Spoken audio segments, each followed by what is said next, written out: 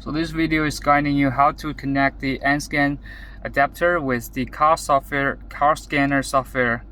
So this car scanner apps you can download from the Apple Store, and after that make sure your Bluetooth has been turned on, and this adapter has been connected with the OBD2 system pin, and the red light has been turned on.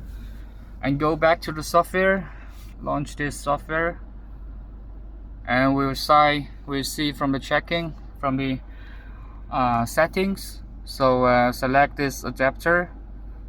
You can see this Bluetooth 4.0. This is 5.2, but just select the 4.0 and above. You can see from the device name here, it's a lot of devices Bluetooth, and you can see the next link. Just hit on the next link, it will automatically check this, and you have it go back to the main menu. So you can see there's a connect, just hit on that, and successful connection has been built. So you can see all this live data like the dashboard. You can see the different data is going. Also there's all sensors, so you can see all the data from here.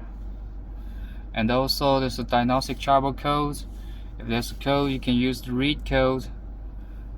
Yeah, and if there is, you can clear the codes. And also there's a lot of functions like the emission test, whether it's passed or it's not passed. This current driving cycle, this is not passed, like the EVAP is not passed, EGR function is not passed. So you can also record some data as a freeze frame if there is. So my vehicle does not report any freeze frame, so just ignore it. So all these other functions you can also check it from here. So this is basically all about this car software apps connections.